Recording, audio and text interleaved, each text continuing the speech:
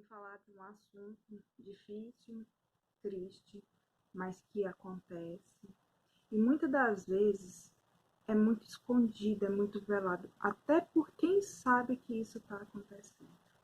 Hoje eu vim falar sobre os sinais e os sintomas da criança abusada sexualmente. Diante dessa repercussão todinha que está no país, do caso da menina de 10 anos que já fez um aborto, né? E tem os pró-vida, e tem quem é contra, e tem quem é a favor. Então, fica numa situação meio dividida, mas nesse caso tem que se usar o bom senso e saber que uma criança de 10 anos não tem estrutura física e nem psicológica para gerar outra criança. E ainda mais vindo de um fruto de um estupro. Então, aqui eu vou estar falando um pouco sobre como você reconhecer uma criança que está sendo abusada sexualmente, quais são os sintomas físicos que essa criança apresenta, quais são o comportamento dessa criança que muda, né? E eu queria começar falando sobre o termo abuso sexual. A gente usa esse termo para caracterizar violência sexual contra a criança, né? Só que esse termo, ele é usado de forma errada. Porque quando eu falo sobre abuso, eu estou falando sobre algo que eu usei tanto que eu abusei, eu não quero mais. Ou seja, isso dá o direito de pelo menos usar sem abusar. O termo correto chama-se ofensa sexual. A criança que ela é ofendida sexualmente, qualquer característica de invasão desse espaço, de invasão do corpo dessa criança, já é considerado ofensa. O abuso sexual, ele fala que é todas as formas de tráfico de sexualidade. Mas o termo correto é ofensa sexual. Então vamos cuidar dessas crianças que são ofendidas sexualmente. E cabe a nós, adultos, ter esse olhar. Eu vou trazer dados aqui que são muito tristes de se ouvir, mas que é a realidade. E como que isso aparece em consultório? Qual que é a demanda de consultório com relação a isso? Mulheres que foram ofendidas sexualmente, elas carregam problemas na vida sexual. Elas carregam os mais diversos problemas sexuais. Porque invadiram o espaço dela, né? Invadiram a casa dela, o corpo dela. E essa sensação de invasão, muitas das vezes é recorrente quando se tem o ato sexual.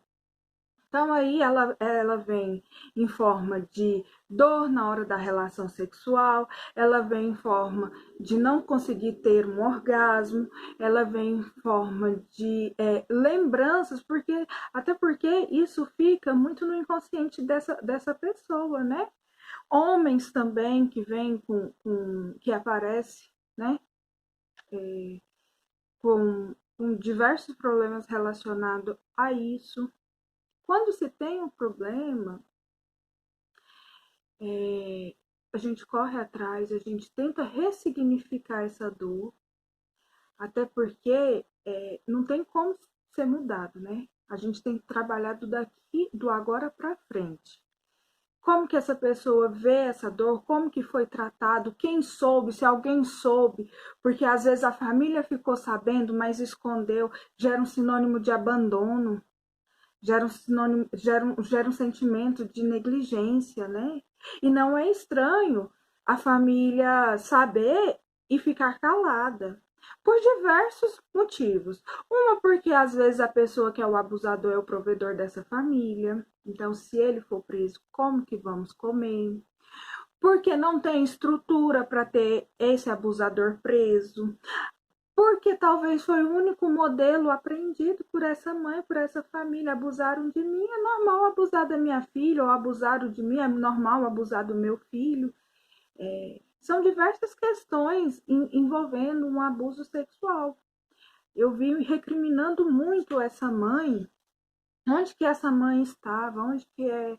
A gente não sabe o que foi ensinado para essa mãe. O que foi passado para ela, o que ela aprendeu, se ela também já sofreu um abuso e como que a família reagiu a esse abuso, né? Porque a família é o nosso primeiro convívio social, são eles que nos ensinam o que é certo e o que é errado. Então, se essa família, diante de uma situação tão errada, ela não consegue ter um posicionamento correto, é isso que ela vai aprender. É isso que ela vai conseguir passar. Porque se a gente não sabe, a gente não sabe repassar. E aí, dos mais diversos problemas, crianças que foram abusadas sexualmente, que já não conseguem dormir, que apresentam uma inquietação muito grande, adolescentes muito rebeldes. O 80% dos casos de ofensa sexual em crianças ocorre por pessoas próximas, por pais, avós, tios, primos, irmãos, pessoas de extrema confiança. Então a gente tem que ficar o tempo inteiro de olho nisso. A gente tem que lapidar os nossos olhos para eles serem sagazes, sabe? Ter aquele instinto, sabe? E para poder reconhecer, porque o abusador ele vem disfarçado de uma pessoa boa, disfarçado de que ama criança, disfarçado de prestativo. O abusador é aquele que você menos imagina que seja. E falar que 80% dos casos de abuso sexual ocorre na família ou com pessoas próximas, dá um outro estalo na gente assim, de pensar. Por que se implica tanto com educação sexual nas escolas? Tentam delegar essa função somente à família. Mas como que nós vamos deixar isso acontecer, sabendo que, já viu aquela história? Eu vou deixar o lobo vigiando as ovelhas? Não, a escola, ela tem que ter esse papel de educação sexual para essas crianças e adolescentes. E o mais, para adultos também, porque o que tem de adulto que não sabe o que é uma educação sexual, e aí a gente já entra em outros aspectos, coisas que deveriam ser aprendidas quando criança, no máximo quando adolescente, iniciando a fase de vida sexual, o adulto ele não sabe. Ele não sabe. Não não se surpreenda. Tem um monte de mulher que não conhece os métodos contraceptivos. Tem um monte de homem que não sabe usar um preservativo. Mas aqui, voltando à história do abuso sexual e sobre a questão da educação. Pegar e colocar a educação sexual em outro patamar. A educação sexual nas escolas, ela é justamente para isso. Quando criança, primeira ali, maternal, a educação sexual ela tem que ser trabalhada desde o primeiro momento de existência dessa criança. Estudiosos que falam até durante a gestação, a conversa e tudo. Mas passou desse momento, passou dessa gestação, a partir dos primeiros momentos, a criança ela tem que saber sobre educação sexual. Ela tem que saber os nomes corretos dos órgãos sexuais. Tem uma história que até esses dias estava sendo bem repercutida, e travei a língua, sobre uma criança. Olha para você ver como que é uma educação sexual numa casa. Medo de falar os nomes corretos, os nomes técnicos. E é aceito até os nomes mais populares. Então, pepeca, vagina, pênis, pinto, pipiu. Porque isso é, é da nossa linguagem popular. Aí começa a colocar nome de florzinha, bolachinha, não sei. Teve um caso de uma criança que recebendo ofensa sexual do tio, e chegou para a professora e falou para a professora assim: professora, meu tio lambeu a minha bolacha. A professora pegou e falou: pega outra, troca, joga essa fora, da próxima vez você come outra bolacha. Alguma coisa nesse sentido literal da coisa mesmo, do biscoito, da bolacha. E depois se descobriu que esse tio, o que o tio estava fazendo com essa sobrinha. A mãe dessa aluna foi na escola conversando com a professora relatou. Só que a professora jamais imaginou que era esse o nome que usava na casa para falar dos órgãos sexuais. Então, a criança, desde o primeiro momento, ela tem que saber que os nomes corretos, os nomes técnicos, que na verdade é vulva, vagina é o canal vaginal, mas até que é aceitável falar a minha vagina. É aceitável falar a minha perereca, a minha pepeca, porque isso qualquer pessoa vai saber do que está falando. Agora, florir demais, esconder demais, sabe? Assim, colocando, parecendo que está tampando alguma coisa, não pode. Não pode, porque a gente não está resguardando essa criança de um abuso sexual. E assim, a educação sexual, ela começa em casa. Ela começa nesse primeiro momento. Se eu não tenho essa educação sexual, gente, vamos levantar a bandeira da educação sexual nas escolas. Não fique pensando que é só ideologia de gênero que vai estudar, que é aquelas cartilhas. Eu falo porque eu já fui para a escola palestrar. A gente precisa falar do real motivo da educação sexual. Para a criança, principalmente prevenção de abuso sexual. Para o adolescente, prevenção de DST, prevenção de gravidez indesejada, eles precisam saber sobre os métodos contraceptivos e precisa. Não é tão simples assim. 80% dessas crianças que sofrem ofensa sexual são em casa. Nos adolescentes, 60% deles já são os amigos. E aí aonde que chega? Balada, droga, a primeira festinha, uso de álcool, e tá tudo muito em torno disso. Esse 60% de ofensa sexual contra adolescente está muito voltado nesse âmbito, nesse meio. Os outros 40% são dos mais diversos, entre família, porque começou a ofensa sexual quando criança e vai chegando num patamar que não tem até essa pessoa se reconhecer, né? Saber que ela tem forças para poder falar e para poder mudar essa situação. Essa situação que é muito triste. E é igual aquele caso. Tem casos que as pessoas elas vão ser ofendidas sexualmente por toda a vida. Porque conhecer um modelo de ofensa sexual na família, quando casa,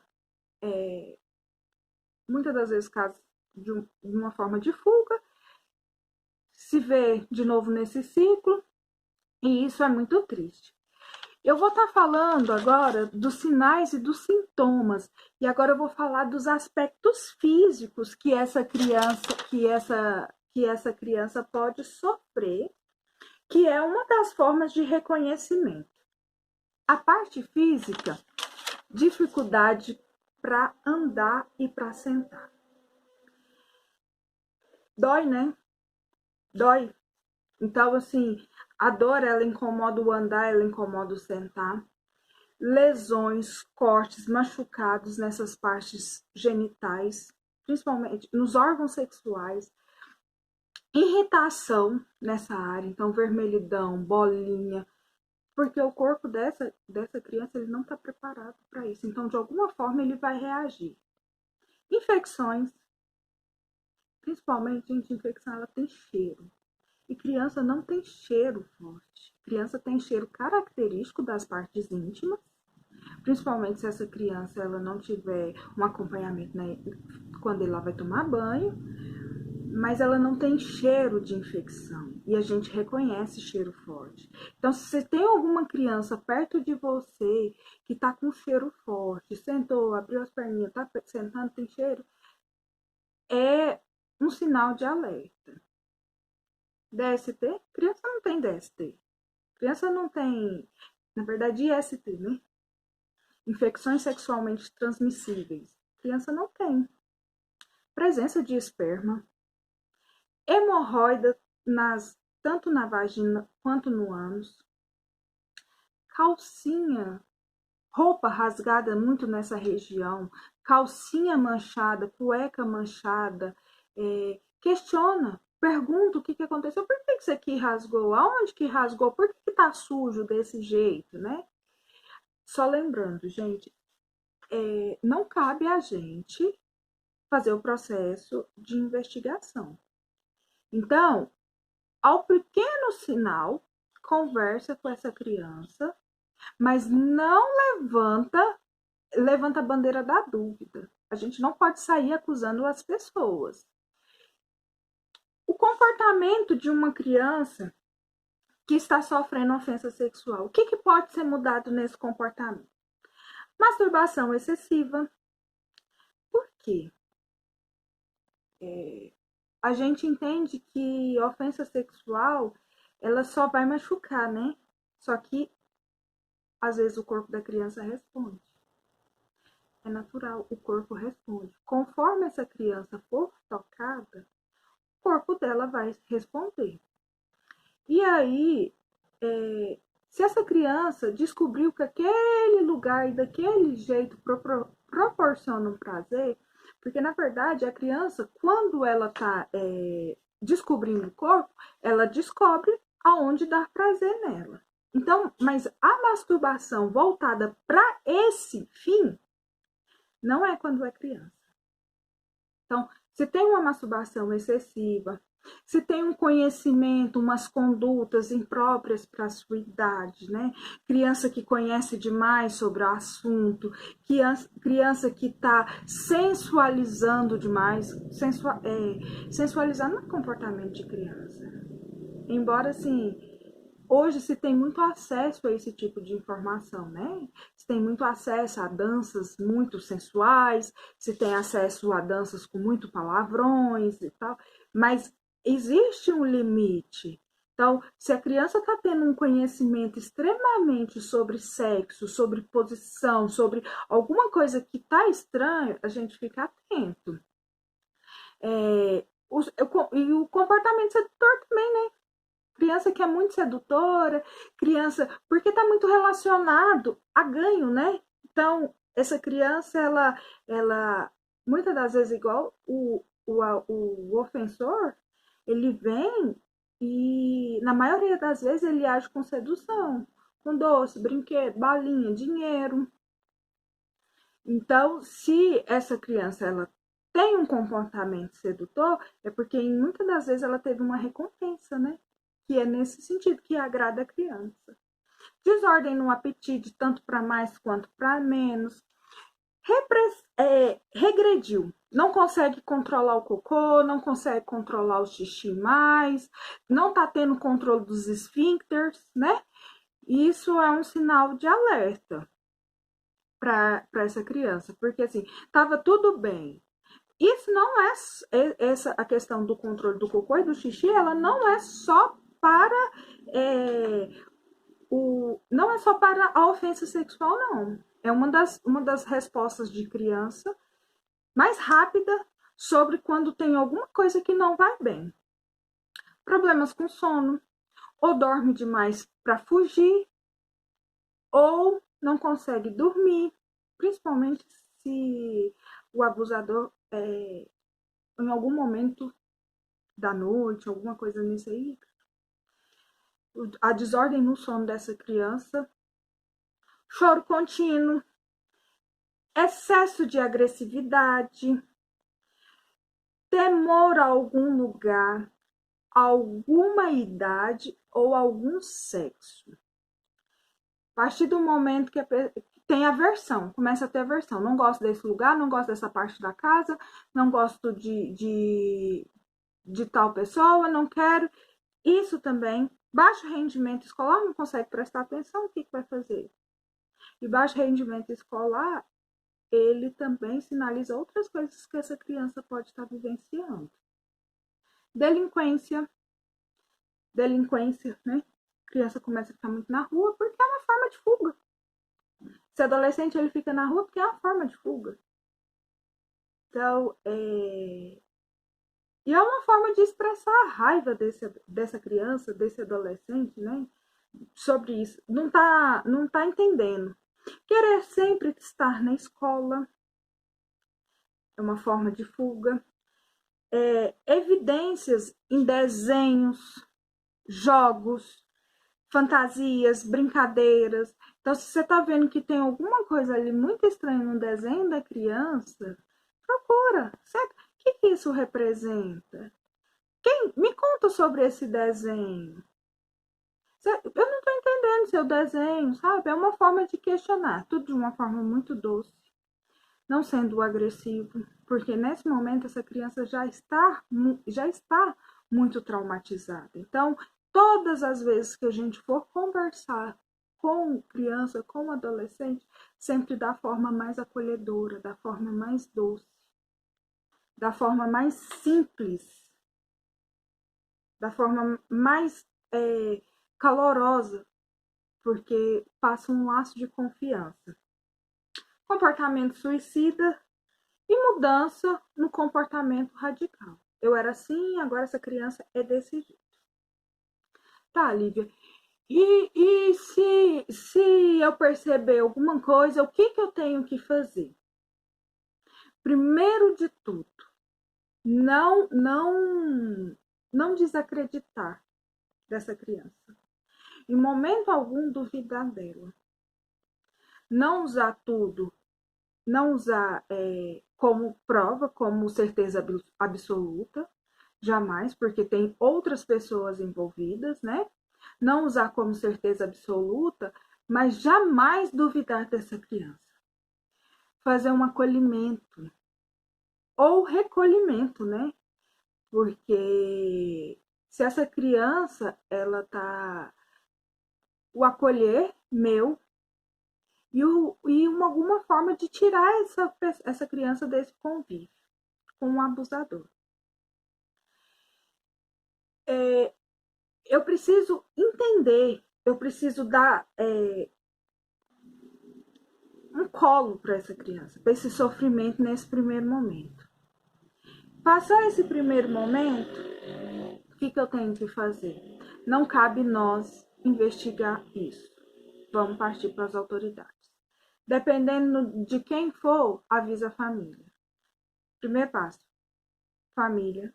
Se o abusador não estiver na família, conselho tutelar, delegacia da infância, tem N lugares de se fazer a denúncia. Precisa sim ser denunciado, porque a gente só consegue identificar e acolher essa criança.